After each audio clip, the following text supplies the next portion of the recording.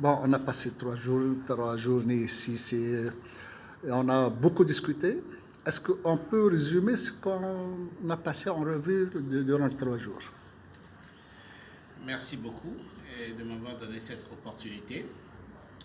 Je crois qu'il faut peut-être recadrer l'ensemble des discussions sous le thème instruments juridiques de l'Union africaine relatifs aux droits de l'homme, à la démocratie, à la bonne gouvernance et en gros au développement. C'était un peu le cadre dans lequel nous avions organisé des discussions. Et il faut aussi préciser que le public cible, c'est les journalistes, c'est les médias plutôt, et toutes catégories confondues, y compris bien sûr les nouveaux médias qu'on connaît aujourd'hui. Donc, au cours des 3 derniers jours, nous avions eu l'opportunité d'abord de voir une liste non exhaustive des traités, décisions et cadres adoptés sous l'égide de l'Union africaine et qui sont collés aux thématiques de démocratie, droits de l'homme, bien sûr y compris droits de la femme, droits des enfants, etc., la démocratie et le développement. Nous avions eu l'opportunité de discuter du processus d'élaboration de ces tests juridiques, de l'impératif de les ramener dans l'ordonnancement juridique national, puisque ce sont des traités et décisions discutées et adoptées par des États, et aussi et surtout de l'importance de mettre en œuvre ces instruments juridiques, et je précise pour le bien des citoyens, parce que le tout n'est pas d'avoir des tests. Si ces tests n'ont pas d'impact réel sur la vie quotidienne des citoyens. Et justement, c'est pour cela que le public, les participants ont été déterminés, c'est-à-dire donc les médias, dont le rôle important pour la promotion de ces tests n'est plus à démontrer. Oui. D'abord, on est parti du constat qu'il y a eu beaucoup de ces tests qui ont été discutés, débattus et adoptés, mais qui ne sont pas bien connus par les destinataires, par les populations qui doivent en bénéficier, mais aussi par certains spécialistes au plan national, des spécialistes de droit qui devraient quand même accompagner les citoyens ou soutenir les citoyens pour faire valoir ces droits. Donc, nous avions eu une série d'experts qui sont venus de tous ordres, national et international, qui ont des expertises justement dans les différentes thématiques que je viens de mentionner. L'occasion nous a aussi permis d'échanger des expériences.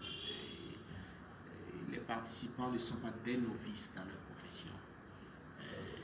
À part les journalistes, nous avons aussi certains responsables d'organisations non gouvernementales. Et donc, ça nous a permis d'échanger des expériences, y compris les opportunités, mais aussi les défis. Et les défis pour contribuer à la promotion de ces tests en faveur de la démocratie, des droits de l'homme et du développement en général. C'est ce que je pourrais dire en récapitulation. Bon, la question qui se pose, bien sûr, quel est l'impact ultérieur de ce genre de réunion sur la vie des gens? Et quel rôle peuvent jouer les médias, surtout dans des pays où on a parlé tout à l'heure d'un pays qui a un ministre de l'information. Et dire avoir un ministre de l'information, c'est-à-dire c'est un pays un peu fermé. Alors, qu'est-ce que vous espérez, en fin de compte, voir plus prochainement? Le constat principal qui a suscité l'élaboration de ce projet, ce n'est pas qu'on n'a pas de tests juridiques qui reconnaissent des droits. Il y en a.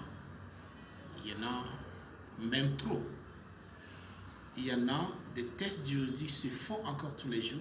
Les décisions sont adoptées tous les jours au niveau panafricain, au niveau régional, au niveau donc de l'Union africaine et de ses organes, mais aussi au niveau des regroupements économiques régionaux. Il y a des tests, plein de tests qui se chevauchent. Et on a vu que, par exemple, au niveau de l'Afrique de l'Ouest, il y a un test sur la démocratie, les droits de l'homme et la bonne gouvernance. Au niveau panafricain, il y a un test pratiquement similaire. Quand on parle, par exemple, de lutte contre la corruption, il y a un test similaire au niveau global et au niveau de l'Union africaine, etc.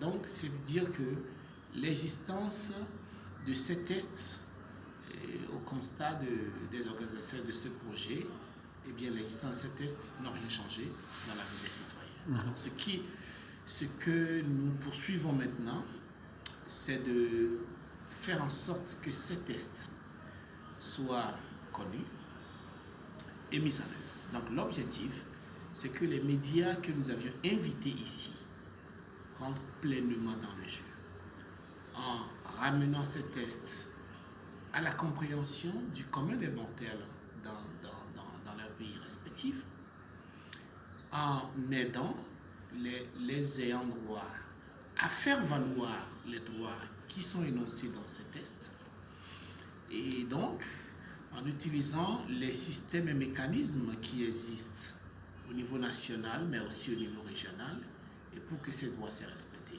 Donc, je précise que l'objectif, c'est que progressivement, les ayants droit ont gain de cause, que ceux qui violent les lois, quand ils savent que les sujets de droit sont au courant de leurs droits et qu'ils savent comment utiliser les mécanismes qui existent pour les faire valoir, eh bien, progressivement, on espère qu'il y aura un impact sur la vie des populations. Y aura-t-il une commission de suivi parce que généralement, on assiste, on rentre et on oublie. Tout à fait. Et il va y avoir beaucoup de suivi. D'abord, j'affirme que ce projet est à sa phase pilote. Donc, c'est encore les essais pour voir comment ça va se faire. Et en plus, dans le programme de cette partie du projet, il a été convenu que les participants journalistes s'organisent à ce qu'ils produisent des éléments.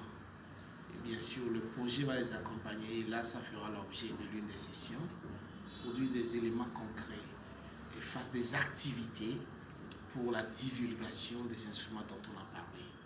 Et donc, il y aura une plateforme d'échange des articles qui sont publiés. Il y aura des échanges d'expériences d'un pays à l'autre parce que des gens ont des techniques différentes qu'ils ont pu expérimenter.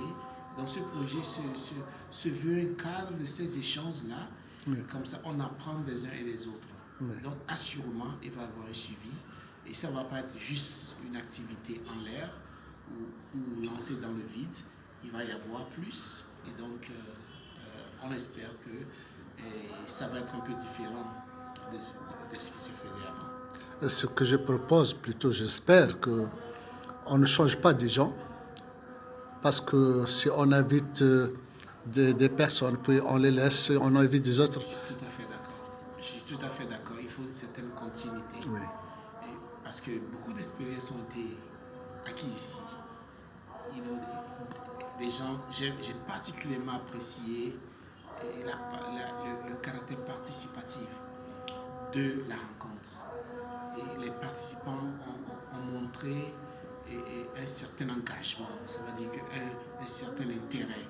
Donc il faut absolument accompagner ces participants. Je suis tout à fait d'accord qu'il faut garder quand même le groupe qui a commencé ce projet, même s'il faut en ajouter, est en chemin. Il faut absolument garder ceux qui ont commencé le projet. Merci, monsieur.